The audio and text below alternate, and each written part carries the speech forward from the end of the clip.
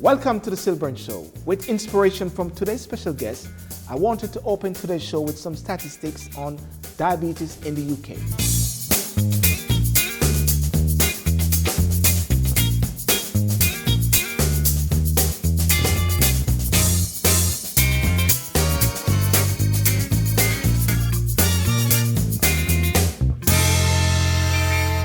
There are approximately 4 million people diagnosed with diabetes in the UK. Of those approximate 4 million, 31,500 are under the age of 19. There's a further estimated 1 million people living in the UK with diabetes unaware of their conditions. Furthermore, more than 24,000 people a year die from diabetes due to preventable complications. With diabetes being more prevalent in people of color than other ethnicities, and more prevalent in those of African and Asian descent. Despite International Diabetes Awareness Month being in November, I think awareness and recognition should be all year round, being that it is a national and worldwide epidemic, and this is for a disease that is extensively preventable, manageable, and one that doesn't have to be a death sentence. Join the conversation. Have you or someone you know been diagnosed with diabetes? And how has it affected and continue to affect their lives? Share your comments below on Facebook, Twitter, or Instagram with the hashtag SylbourneTV. Joining us today, we have professional chef and author of the revolutionary book, The Inspired Diabetic, Mr. Lyndon Wissart. Sir Wissart, how are you doing today? Very much. You see, I have to call you Sir Wissart, you know? I should call you Sir today. No. It's an honor and privilege to be here with you today. Well, thank you for inviting me. fantastic. I mean, I heard about your journey and I said I have to get you on the red chair just to hear your story because it is very inspiring, Lyndon. Thank you. And I know somebody from Jamaica there. It's called Wishart. What's that? Wishart? No, I'm a Wissart. You're a Wissart. Yeah, so I'm a Wissart. Take out H, you know. Yeah. Well, listen. Tell us a little about your background and the motivation behind the Inspired Diabetic. Basically, my background in Jamaican descent. My mother's Jamaican, father's Jamaican. Yes. Born in UK, England, London, Bethnal Green, to be honest with you, Hackney. Yes. Grew up in Tottenham all my life. And I'm married with 4 children. Mm-hmm. My wife's Polish. Uh-huh. And I'm very excited about my future with them. Basically, the symptoms that I went through is very emotional. I do get emotional when I talk about things like this. In the beginning, when I diagnosed with type 2 diabetes. And just to clarify, you're a diabetic. Yeah, I was a diabetic. You're not a diabetic. I'm not diabetic no more. Okay, I'm not diabetic no more. Yeah. Basically what it is, like you said before, I'm a professional chef for many years. And what happened, I was working in the kitchens and I was eating foods every day. I was working in the pastry section, and on a day-to-day basis, I'd be working like 12 hours, 13 hours a day. Yeah. So in the morning, I'll start maybe about 7 o'clock. It usually takes me about an hour, hour and a half to get to work. So I'd prepare myself a cup of coffee in the morning, Yes. The sachet ones with a latte in it. And the latte sachets normally have sugar in it already. Right. So I'd add some more sugar to it, maybe 2 to 3 teaspoons of sugar. And on top of that, I'll have honey to that as well. Yes. The reason why I'd add honey to it is because I went to a honey farm in 2014, October 2014. Yeah. And basically they said, when you drink honey, have honey in your foods, it helps to prevent hay fever. Okay. So that's one of the things, but they said to take local honey, which is much better for you. So I went to investigate to get local honey, but local honey was so expensive. Yes. I just had to go to the off-the-shelf honey. Yeah. So I was just pouring it in my porridge, my tea, my cornflakes, everything. And on top of that, I'd have like three slices of bread with loads of jam on it as well. And I'd be drinking and eating it on the way to work in the mornings. Yeah. And one of the things that irritated me is that I had stomach pains as well in the mornings. That's while you were drinking, or no? Yeah. I had stomach pains, and I don't know why I had stomach pains. It was very uncomfortable at times. And it came to the day when I was working one day, and we get to work, we got loads of cakes to cut. Yeah. We cut the cakes, we take off the trimmings. Instead of putting trimmings in the dustbin or giving to the staff, I'd be picking on the trimmings. You had a sweet tooth then? A very sweet tooth. Yeah. I work in the pastry section, so one of the things is where the desserts are my weakness. You know, so when I was eating lots of desserts, the accumulation of sugar within my system, I had all the symptoms. I was always tired. Yes. I was running to the toilet on a regular basis. One of the examples was we had a toilet in the same building that I was working in, but about 200 meters down the road, there was another building, but they wouldn't let us use the toilet in the building that we was in because we have what we call tastings, where we have clients coming in. Yes. So we wanted to keep that toilet away from the chefs. So I never used to be able to get to the other toilet. I used to have to get to the one in the same building. So regular urinating was one of the symptoms. I always had numbness with my toes and my fingers as well. Yes. Always been thirsty as well. It was just a combination of things that one day I just didn't feel right within myself. Yes. My numbers wasn't adding up because when we're working at recipes for cakes, you'll be working at figures. Yeah. You'll be times in the recipes and you think, why is this number not right? 1 and 1 is 2, but I'm thinking 3, 4. So What was causing that then? I think one of the things you get with diabetes is blurred vision as well. So my eyes wasn't focusing properly on a regular basis. So that's one of the things. And mentally, my mind wasn't conscious of what I was doing all the time. And I was always conscious of people watching me in the kitchen. So I was very nervous at times to make sure I'm doing the right thing. Yes. That's interesting. And so what was the key factor then? Because they said, no, following the diet and lifestyle changes you cured type 2 diabetes. But how did you, or when did you know that you had diabetes? That was a wake-up day for me. Yeah. When I went to the doctors, it was a miracle because on that day, when I wasn't feeling well, I went to the doctors. I called the doctors in the afternoon, and miraculously they answered. You know, and they gave me an appointment for the same afternoon. Yeah. So I rang them maybe about 1, 2 o'clock, and about 5:30 they said, come in to have an appointment. And when I came in, they done a blood glucose test on me, and the blood glucose sugar level was 15.9.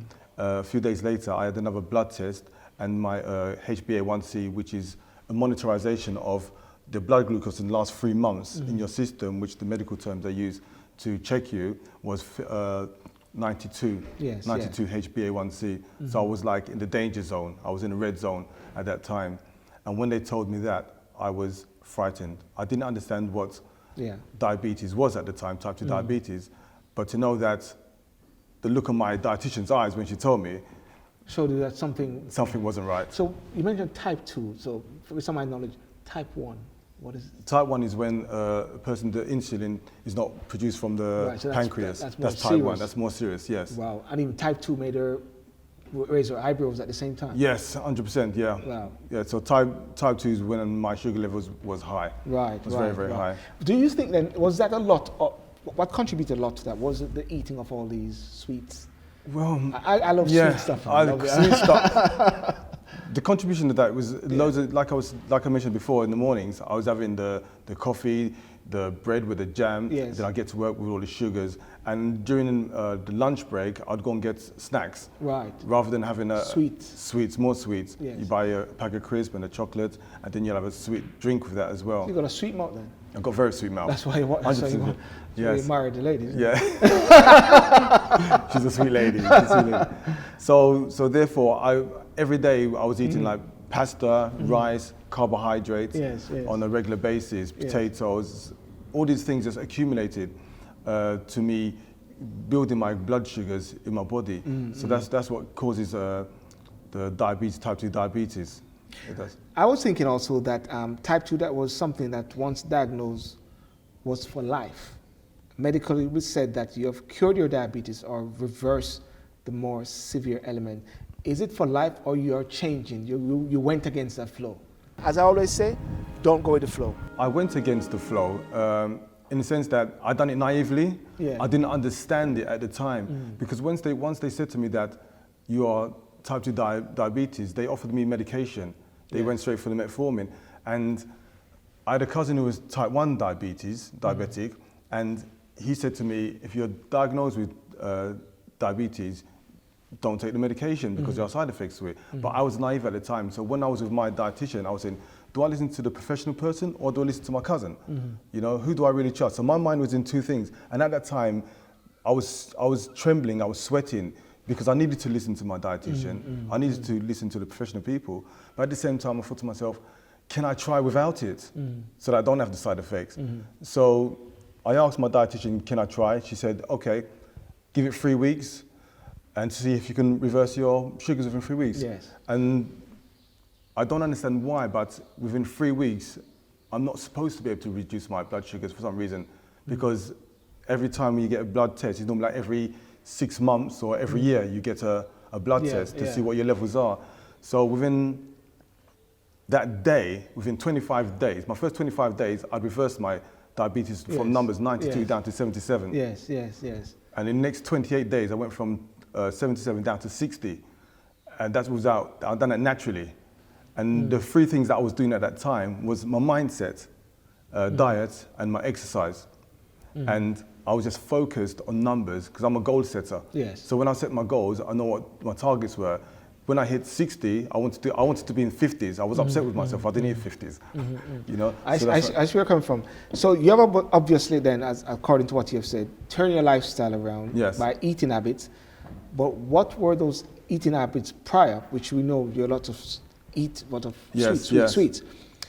What are some of those key eating habits then that contributed to where you are now, say making it better? What were some of those key elements? That I was eating before? No.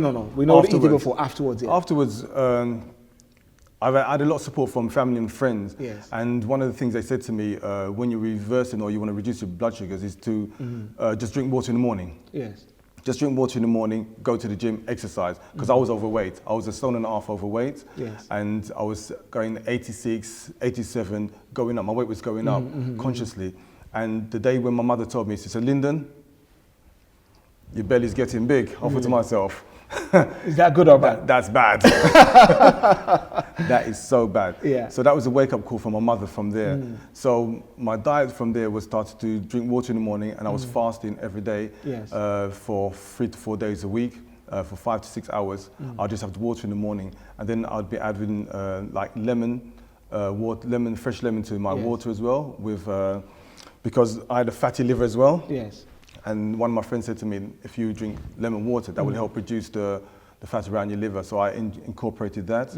Then somebody told me about cayenne pepper as well. Cayenne pepper, I added it because in America, there's a lot of people, they use cayenne pepper as a dietary thing to lose weight. So there's a lot then. There's a lot. Yeah, there's a lot. So what we'll do then is I'm going to take a quick break. I'm going to come back about the book and some of the key elements. That is, because also there must be some sort of criticism, maybe, like of professionals to say, hang on a second, you're going against the flow.